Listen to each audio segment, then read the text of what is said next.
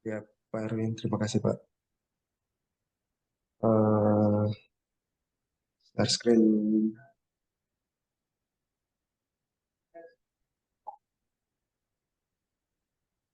sudah muncul ya Pak, izin Pak. Masih hitam, Mas Alwi.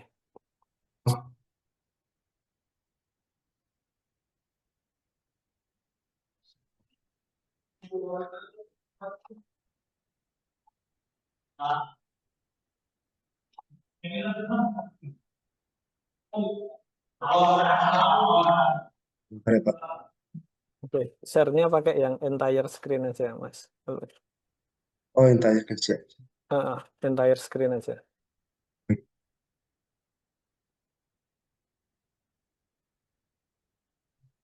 Share screen, terus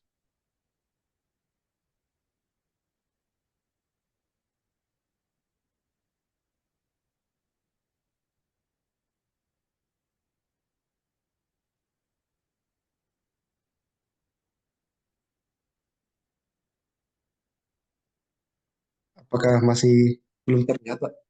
Oh, sudah, Oh, sudah muncul ya Pak. sudah muncul.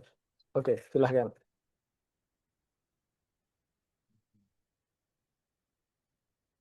Baik, Assalamualaikum. Selamat malam Waalaikumsalam. Bapak dan Ibu-Ibu. Perkenalkan nama saya Alwi Nur. Eh, Hari ini saya akan mempresentasikan sebuah jurnal applicability of traditional method dan artificial intelligence models pada sebuah predictive maintenance yang ditulis oleh Dimitri Reswitz dari Lufthansa Technik Jerman. Jadi dia membahas tentang komparasi antara traditional method dengan AI models pada sebuah predictive maintenance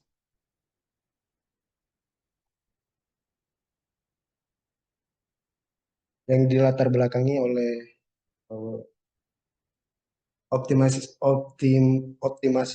maintenance, mengurangi maintenance cost untuk mencegah operational incident berdasarkan combine dari flight data, maintenance record, dan juga advanced algoritma.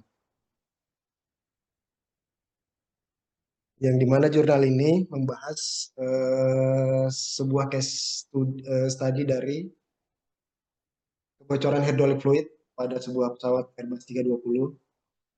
Seperti kita ketahui, Airbus 320 memiliki tiga hydraulic system, yaitu blue, green, dan yellow. Tapi pada jurnal ini sebagai sampel, dia membahas salah satu contoh yaitu pada hydraulic clean fluid quantity dengan flight cycle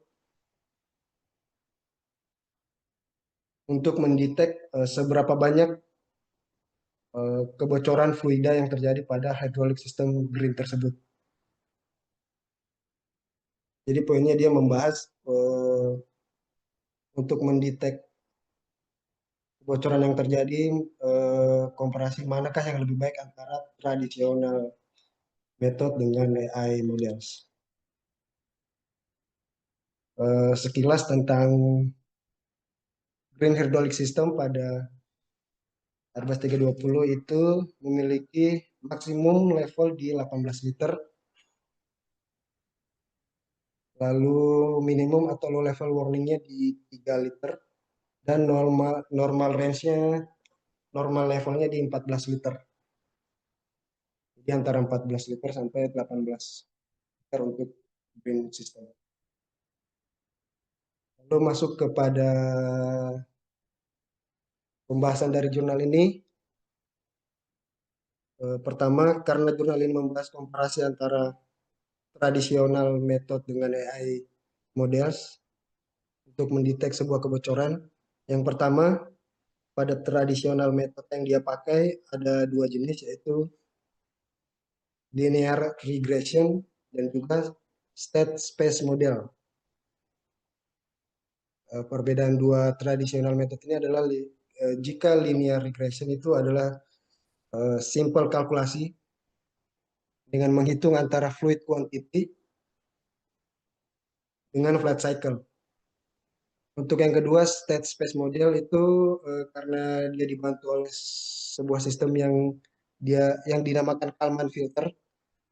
Jadi sebetulnya sama dengan linear regression, tetapi dia ditambah lagi dengan Kalman filter untuk mengkoreksi data yang diperoleh dari state space model ini.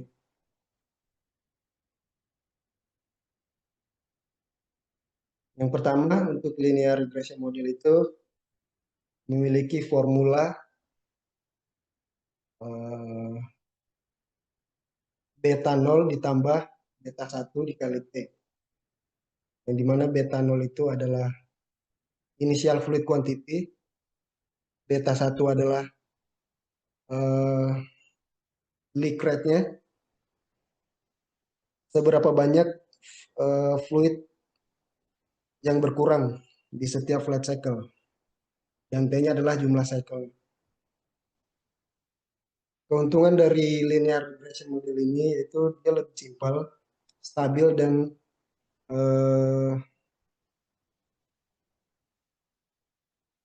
penafsirannya simpel. Dan kekurangannya adalah tidak bisa menghandle sebuah kebocoran yang terjadi secara tiba-tiba.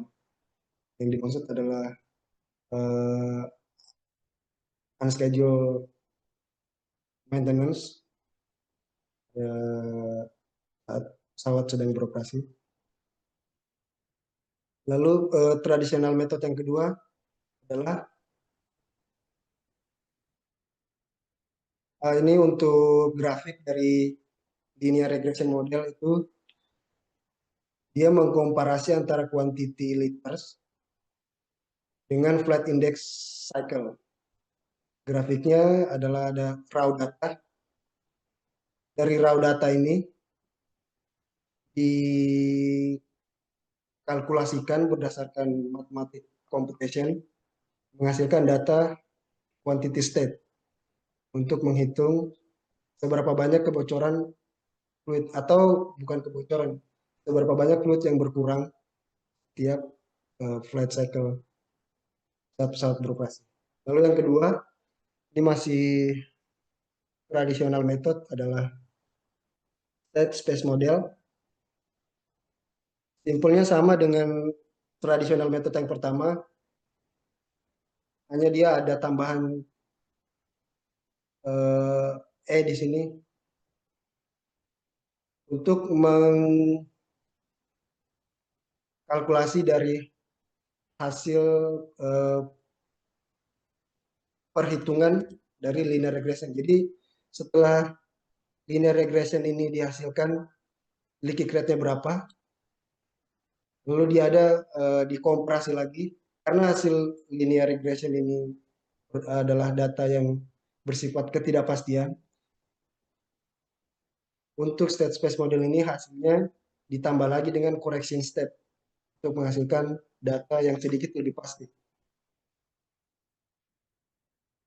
Keuntungannya dia lebih tahan dari noise atau gangguan pengaruh luar dan physics interpretable.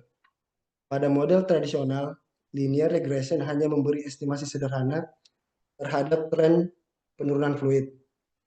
Dan untuk state space model ini memungkinkan estimasi dua hal sekaligus, jumlah fluid quantity dan laju kebocoran secara real time dengan bantuan Kalman filter, sehingga lebih cocok untuk predictive maintenance. Ini grafik dari state space model. Jika untuk linear regression, komparasi antara quantity dan juga flat index, sementara state model itu mengkomparasi antara leaky rate dengan flat index.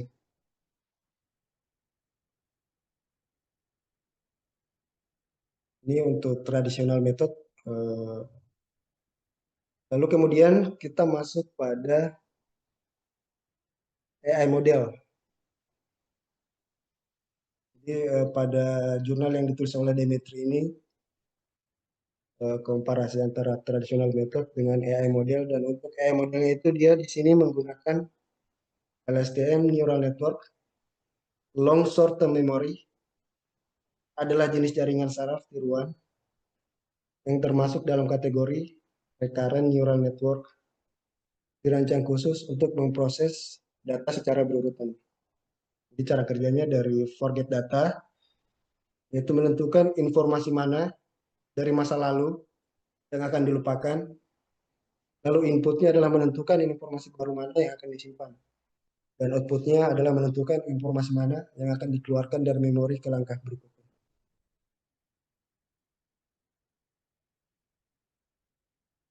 AI LSTM ini bekerja murni dari statistik data masa lalu tanpa memahami hubungan sebab akibat fisik. Sedangkan kebocoran hidrolik adalah fenomena fisik yang kompleks terhadap tekanan, temperatur, seal aging, dan lain-lain. Seperti kita ketahui, untuk mengukur leaky rate pada hydraulic system tanpa memasukkan faktor-faktor tekanan, temperatur, atau bisa kita sebut faktor-faktor fisik dari hydraulic system itu, maka hasilnya akan kurang akurat, atau model AI cuma meniru bentuk grafik, bukan memahami prosesnya. Jadi simpelnya AI LSTM di sini yang Dimitri bahas adalah dia hanya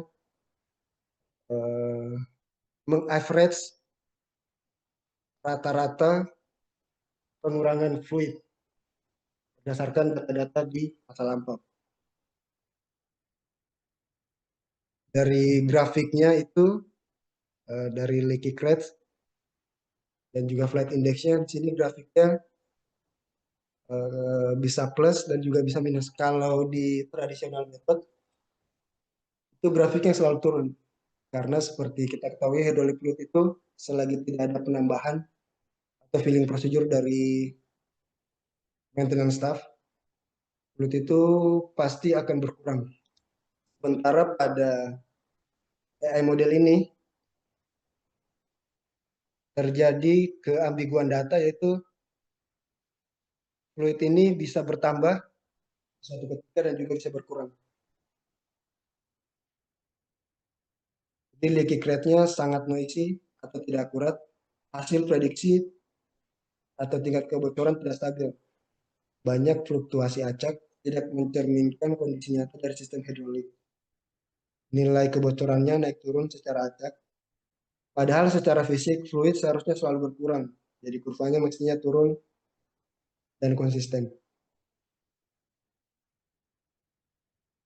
Walaupun AI model ini mampu memprediksi tren fluid quantity dengan baik, hasil turunan berupa leaky rate menunjukkan noise yang tinggi, menandakan model AI ini belum cukup stabil untuk digunakan dalam sistem keselamatan seperti prediksi maintenance pesawat. Ini menurut Dimitri Research yang dibahas dalam jurnalnya. Lalu kemudian ini adalah grafik dari AI model. Jadi kalau saya baca di jurnalnya ini, grafiknya ini menandakan raw datanya ini sebetulnya menunjukkan pengurangan fluid dari green system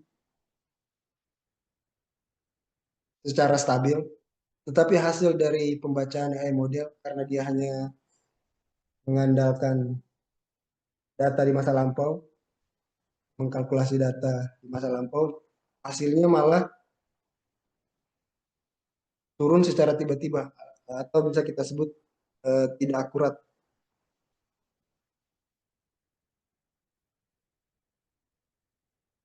Lalu kita masuk pada pembahasan perbandingan antara tradisional method dengan AI model. Pada tradisional method itu linear regression, stabil trend, dan low adaptability. Kemudian ada species model yang dikombin dengan Kalman filter, itu lebih smooth, real time, dan noise tolerant atau toleransi terhadap gangguan luar. Lalu untuk AI model, long short term memory, dia fleksibel tetapi tidak stabil dan hard to interpret. Kesimpulannya adalah dari jurnal ini, Demistry mengatakan tradisional model itu masih lebih baik untuk sistem-sistem yang bersifat kritikal.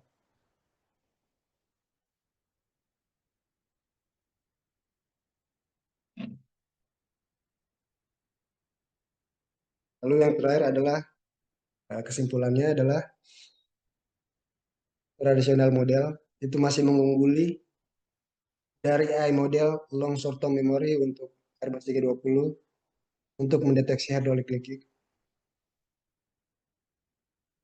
Lalu untuk space model atau yang dibantu dengan Kalman filter itu lebih stabil, explainable, dan cocok untuk sebuah predictive maintenance.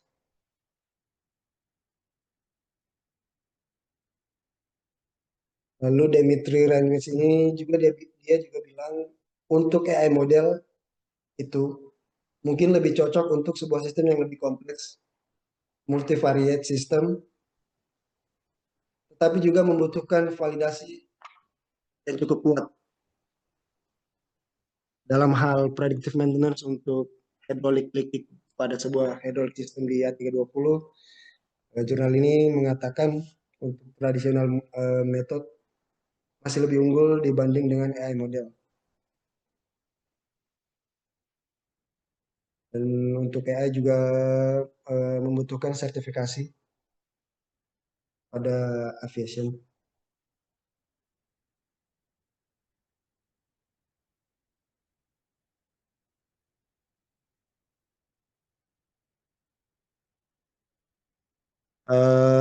Saya kira cukup Pak Erwin.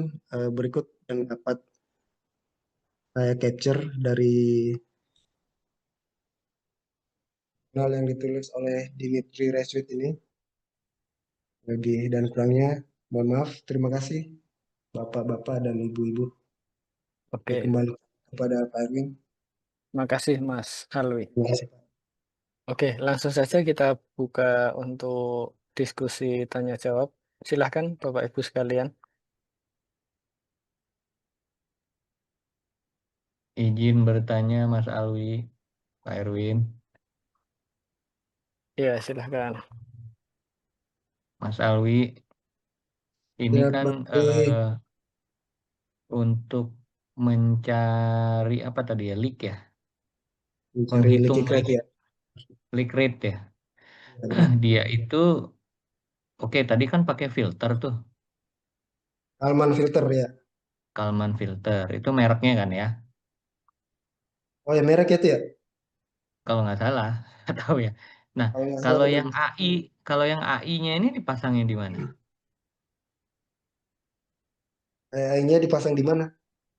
Eh, Di AI-nya ini gimana ini? di Si pesawatnya maksudnya. ah, ah, ah, ah.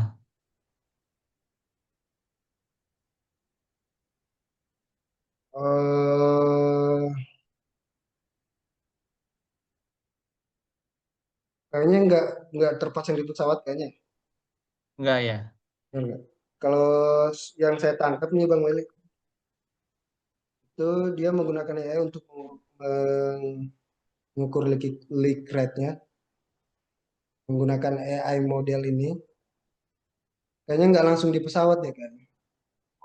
Oh, enggak langsung ya. Jadi dia ngukur Jadi manual. analisanya dia, iya kayaknya analisanya dia sendiri dengan Oh, menggunakan AI ini. baik, baik, baik.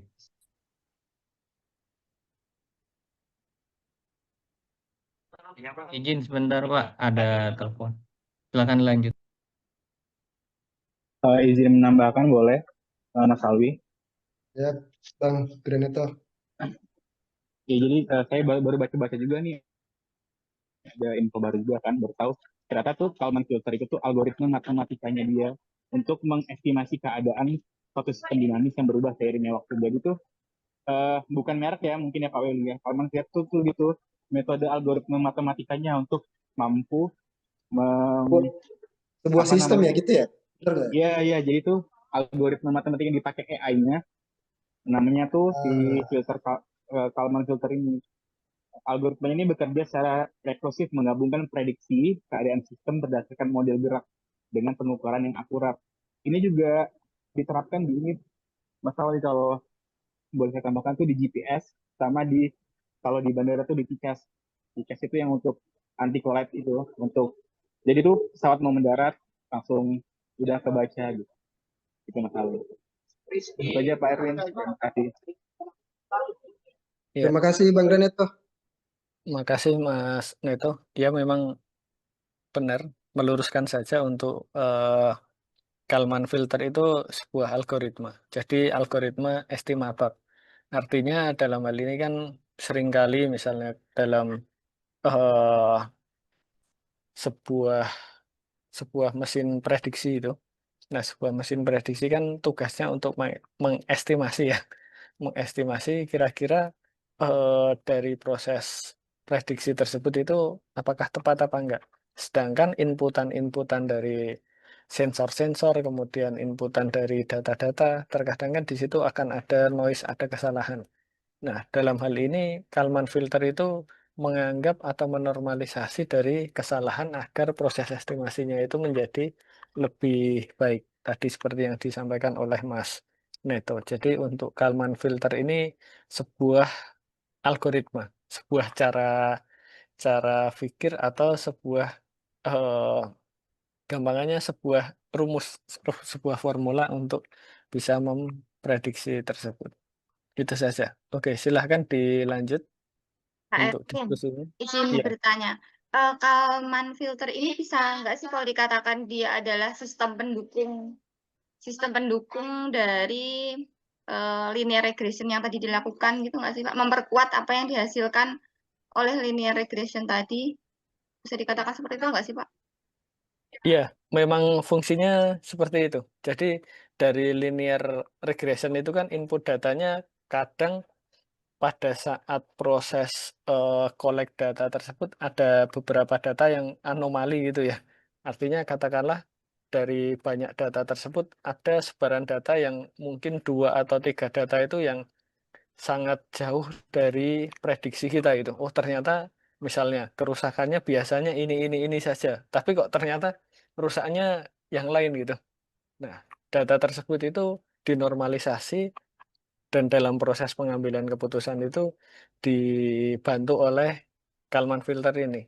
Nah, Kalman filter ini memang dia itu biasanya akan digabungkan dengan algoritma-algoritma yang lainnya. Karena Kalman filter ini kalau dalam sebuah eh, signal processing atau dalam processing itu dia untuk menghilangkan noise gitu ya. Menghilangkan noise. Misalnya, contohnya 1+1 itu 2. Kemudian 2+2 itu 4. Kemudian 3+3 itu 6. 4+4 itu 8. Tapi ternyata ada data di mana 5+5 itu katakanlah jawabnya 12. Nah, maka 12 itu dalam sebuah Kalman filter nanti dia anggap dinormalisasi bahwa yang 12 ini enggak ada, terus yang diambil data secara linear yang benar-benar itu saja, seperti itu.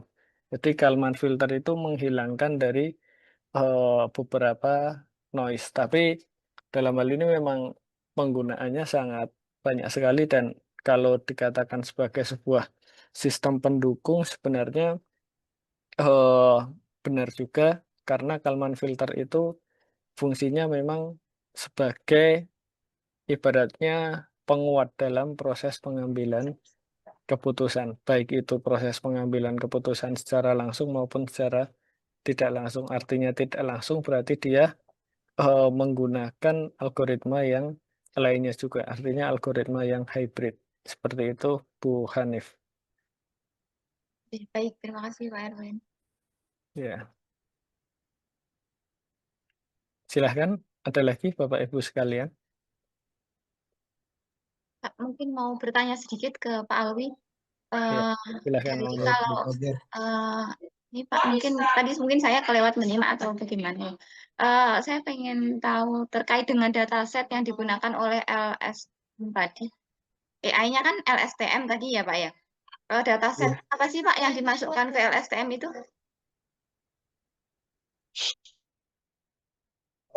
Data yang diolah oleh LSTM itu ya.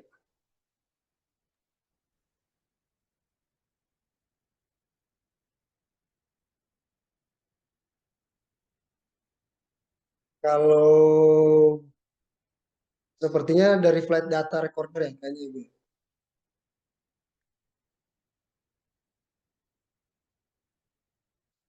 Kalau di dalam jurnal ini saya nggak nemu nih dia datanya dapat dari mana.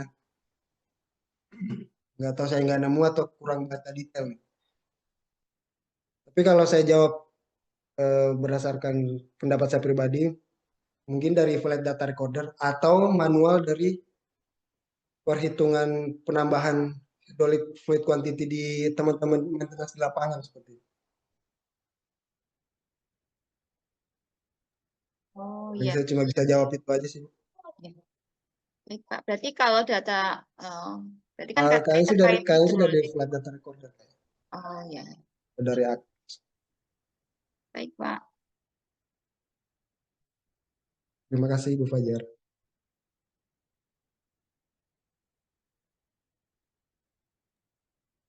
Oke, baik. Masih ada lagi? Izin bertanya, Pak. Oke, silahkan. Ini kalau misalnya kita comparekan dengan LSTM dan traditional method, kalau lebih lanjutnya itu istilahnya bisa dihitung nggak nilai performanya itu berapa persen, sehingga dia istilahnya bisa dikatakan lebih buruk dibandingkan traditional method Pak nilainya, atau data kuantitinya itu hanya memprediksi noise untuk mengetahui noise datanya saja atau bagaimana ya Pak? Terima kasih Pak. Izin boleh saya jawab Pak Erwin sebelum Pak Erwin koreksi nanti. Ya, silahkan, Mas Alwi. Jadi untuk AI model itu kenapa dia datanya tidak akurat?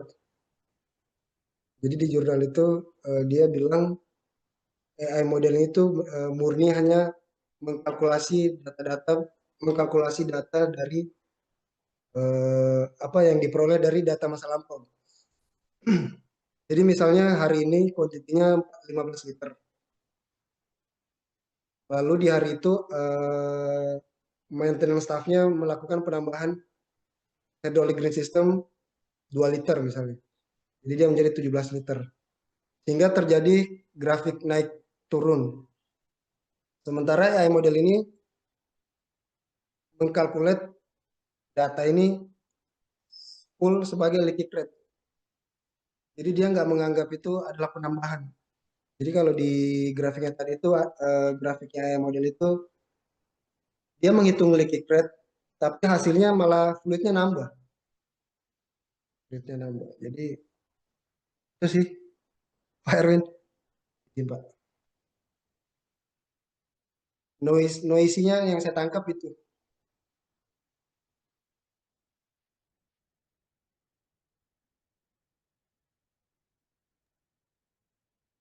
Oke. Ya, Pak. Ya. Oke, cukup ya Mas Wildan. Baik, cukup jelas. Berarti kurang lebih dia seperti memprediksi noise-nya saja ya Pak ya.